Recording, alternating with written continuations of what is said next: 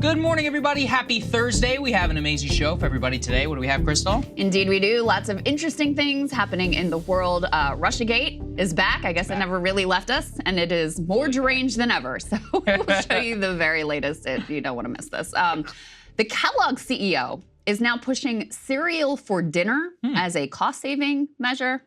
Doesn't sound great.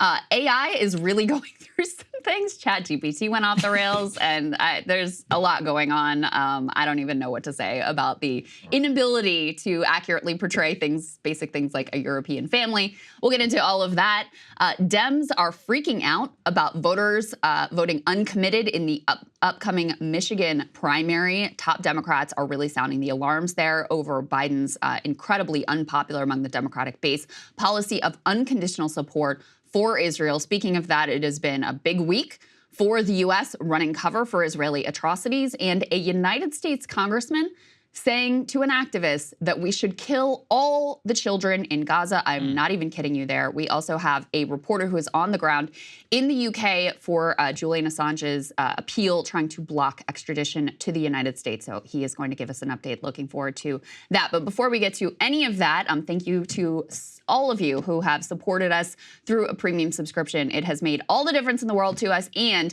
we have some exciting things coming up for you. That's right. So as we mentioned, we're going to have a State of the Union live stream on March 7th. And actually, just to tease this a little bit, we've decided to up the stakes even a little bit. If you are a premium subscriber, we will have a private live stream during that at one point, at which will only be available to them, and we will be taking questions live from the audience. So if you want to be able to participate in that with an exclusive live stream, you can go ahead and sign up, breakingpoints.com, and support us. But with that, let's get to Russiagate, as you said, which is somehow, in the last week or so, the bat signal has gone out to really revive the what does Russia have on Trump. You may think I'm exaggerating. I truly am not. Here is Jen Psaki, the former White House press secretary, now on MSNBC State TV, joined by Nancy Pelosi, the former House Speaker, being asked and floating genuine deranged conspiracy theories live on television. Here's what they had to say. What do you think? We're all wondering this question, Speaker Pelosi. What do you think Putin has on him?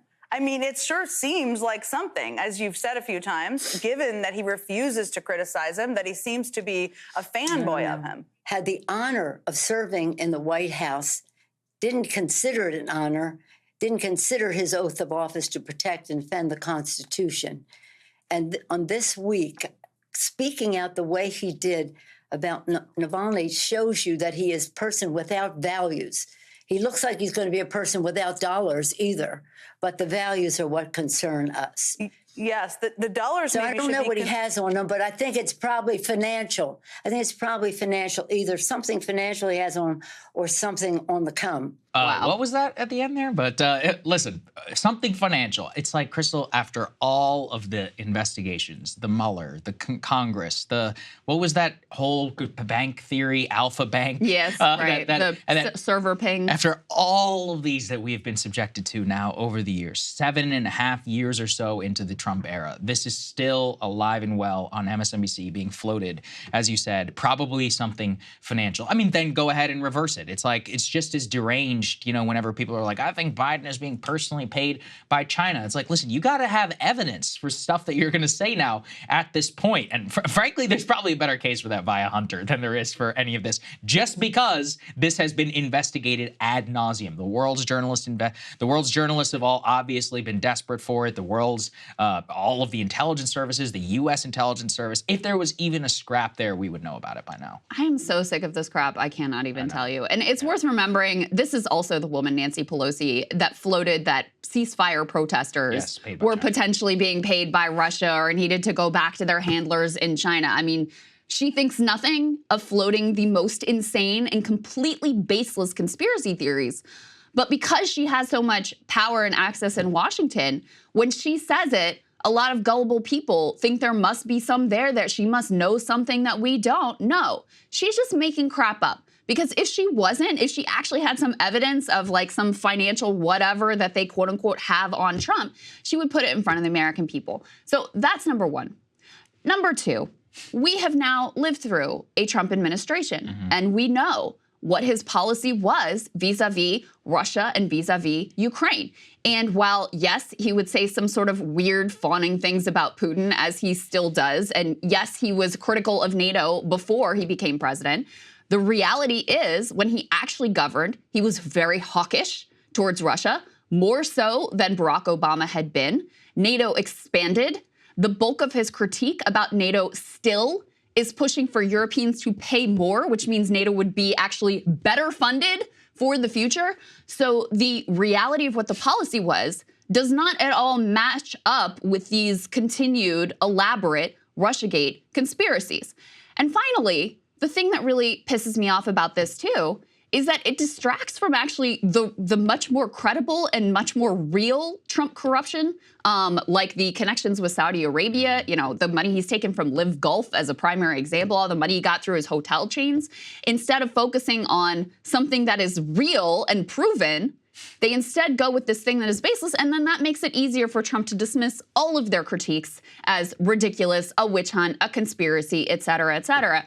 And this has screwed up our foreign policy. I mean, the level of Russia derangement that came out of the original Russiagate moment is something that we are still living through and coping with, and has confused the American people about what our foreign policy priorities and realities should actually be. Oh, yeah, absolutely right. There's no way that our policy in Ukraine would be as deranged as it is without Russiagate. I'm absolutely convinced of that. It probably instigated at least parts of the war itself in terms of not forcing Trump, he's a grown man, but at least for him trying to appear tough by shipping all these weapons to Ukraine and all of that in the first place, then adopted and pushed even further by the Biden administration. And just so you know, this is not just Nancy Pelosi. We have two other instances that we can show you. Here is Representative Dan Goldman, the Democrat heir to the Levi Strauss fortune, now making the same case, not even about Trump, but about the entire Republican caucus. Here's what he has to say. Not only is there no evidence of any wrongdoing by President Biden, but it now appears as if the House Republican majority is being used by Russia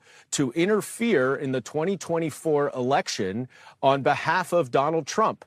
If they continue with this investigation, they are simply doing the work of Vladimir Putin to help Donald Trump win an election in November. That's where we are. What he's getting at there, Krystal, is we'll get to this in a little bit. It's about the indicted FBI informant. But, you made a good point the last time we talked about this. You could make the exact same case about the Steele dossier and for all of the Russian connections that were included in that, and Christopher Steele and all the other nonsense. Did you not then, fall prey to a foreign intelligence op? Basically, yes, and, gaslight the American people. That's why, all of these accusations, dual loyalty, treason, etc., they need to be founded in actual evidence and not just thrown about willy-nilly. And, I think a perfect point is, look, the American people have had their say on what they think about Donald Trump and the Republicans and what actually pisses them off about it. Number one, abortion. You guys led your show yesterday with that Alabama Supreme Court. That is 15 to 20,000 times more important for the election than any of this nonsense. But that's why it is a brain worm. This is a mental disease that these people suffer from. They would rather talk about that about this than they would about Alabama, abortion, stop the steal, any of the things that most Americans are genuinely pissed off about with Trump. I think they actually believe it. I think they actually have drank the Kool-Aid. People, not Pelosi. Pelosi is just a genuinely nefarious actor who will make up anything that she thinks serves her in the moment and for political ends. Just see, what she did to Dianne Feinstein there at the end if you want to know anything about that woman and her moral character. But I think a lot of these people and a lot of the MSNBC hosts, I think they really believe this stuff because they sort of had to have this commitment to it over so many years. And, when you really need to believe something for your job, lo and behold, it becomes much easier to actually convince yourself of those things than to, hold the space for just I'm going to out and out lie to the American people. It's a more comfortable place for them to sit. So I think they've been convinced of the most insane and elaborate conspiracy theories. I don't think they really took in any of the evidence of, the problems of the Steele dossier or, hey, by the way, what happened to the P-tape with Donald Trump that was supposedly out there? I mean, they just never really took in that so much of this, the most far-reaching conspiracies, had been completely debunked. And I want to say, none of this is to cover for Putin, to cape for him, to say this is a good guy or he's a good actor, or we should trust him. I mean, this is a man who has, Navalny's death is on his hands. And, whether you love Navalny or had issues with him or not, he's a political prisoner who is now dead. That is not a thing to accept or to cover for or to say is, good in any way. Is Russia interested in quote unquote meddling in our elections and screwing with us? Sure. So are a lot of countries. We do the same shit all around the world, by the way, and more successfully. Yeah, more successfully, and to probably a much greater degree than Russia at this point could even dream of. So none of this is to say Russia's great and everything they do is wonderful. No, I think that the invasion of Ukraine was illegal. I think it was horrendous. I think that they are responsible for starting this war. Now, we are responsible in a lot of ways for continuing that war, for creating the context that led to that war. All of those things do not absolve us either. But you can have a realistic view of your adversaries without delving into elaborate conspiracies that do nothing but confuse and lead us away from pursuing what is in our interest, in Ukrainian interest, in global interest. And speaking of realistic view, it might help to not confuse the current Russian regime with communists. Apparently that's not something that MSNBC's Morning Joe is capable of. Here's what he had to say. The message that she is getting right now from little Mike Johnson and Donald Trump, it's just devastating. And the message is this: Republicans who for the past 50 years have been the main force to push back hard on communism, they've surrendered to the communists. They've surrendered. Mike Johnson surrendered to the communists, to the ex-communists, to the wannabe communists. Mike Johnson surrendered. Donald Trump surrendered a long time ago to Vladimir Putin, surrendered to Xi a long time ago. He has nothing but praise for Xi, for Kim Jong-un, these communist leaders, Mika. And that is a message that Xi is receiving loud and clear, that it's not just Donald Trump now, it is the Republican Party. Once the bulwark against communist aggression, it is the Republican Party, Ronald Reagan's old party, that is now collapsed. It's completely gone, and this is a terrifying inflection point. It is. And for anybody who doesn't take it seriously or think the election doesn't matter or says, oh, he's not serious, you're out of your mind. You're out of your mind if you confuse communism with the Putin regime, who himself is probably one of the biggest critics of the Soviet Union. That's the great irony of the entire thing. It's just dude, what are we doing here? And also, Reagan was anti-communist in the 80s. It's been a long time since that happened.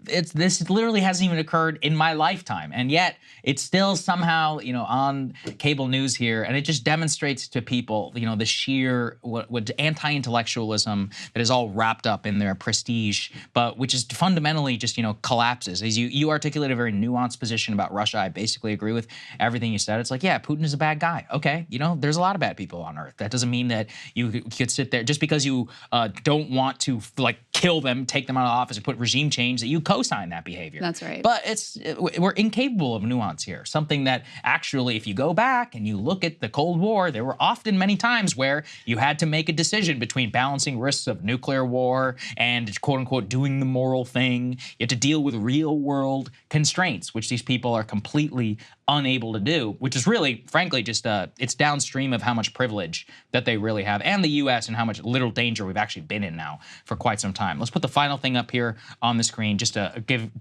people a taste of where all of this is coming from.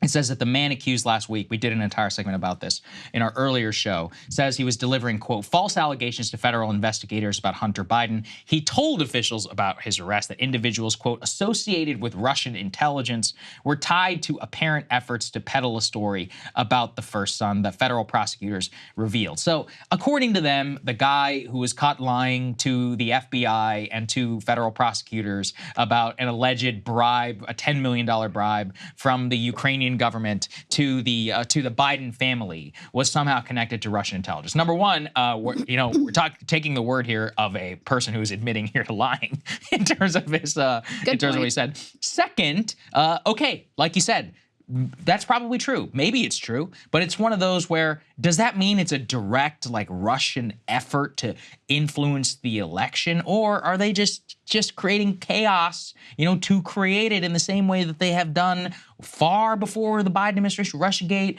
and all of that? And, I even think, yeah, it's bad. You can be like, okay, this is very, very bad. Is this like some sort of grand, big plan to try and shape and change the election? Nobody with a brain actually believes that, unless, you're one of these people. I mean, it goes back to 2016. And the fact that, yeah, there was a Russian influence operation that was, putting up these cringe, weird Bernie Sanders memes, and, like fun, like pushing these Donald Trump Facebook groups with like terrible broken English. It's not that these things don't exist, but think about our presidential campaigns. Think about how much money, like billions of dollars, that are going to be spent trying to manipulate and shape and convince the electorate. And even with that much money spent and so much overt propaganda, it is so difficult to shift what people's views are and move them in one direction or another. So we understand that when it comes to actual campaigns that are being run. But somehow we think like a Russian Facebook group is suddenly going to like flip a switch in the electorate and throw it to one side or to the other side. And it's just, it freaks people out in a way that we should be more realistic about. So do the Russians have some interest in, who is the next president of the United States? Putin says he prefers Joe Biden, actually. Yes, yeah. Do I believe him? I don't know. But that's what he says. But, do they have one preference or another? Yes. Do they, have some sort of operation to try to influence that outcome as best they can? Yes. Should we be terrified by that? Should we take this piece of information, which we don't even 100% know is true, and then concoct from that an elaborate conspiracy theory, Manchurian candidate, they must have something on Trump, and they're just like, we're just, puppets on a string dancing to Putin's tune? No, that's not reality. It's just as preposterous as imagining that some Facebook memes back in 2016 are the reason that Donald Trump got elected in the first place. So everybody relax. It's okay. We're going to be fine in terms of, the Russian influence operation, and just take it for what it is. It's not that it's not concerning. It's not that it's something that we should just like ignore and push to the side. But is this 100% dictating our politics? And it's a red alarm alert, and it proves the most deranged conspiracy theories. They're going back to the Hunter laptop now and saying this is proof that the Hunter laptop was in fact a Russian influence operation, and all those intel officials that said it bears the hallmarks of a Russian operation and then had to like apologize for it, that actually they've been proven right. So just don't take it for more than what it is all I would say. Hey guys, if you like that video, go to breakingpoints.com, become a premium subscriber, and help us build the best independent media organization on the planet. That's right. We're subscriber funded. We're building something new. We want to replace these failing mainstream media organizations. So again, to subscribe, it's breakingpoints.com.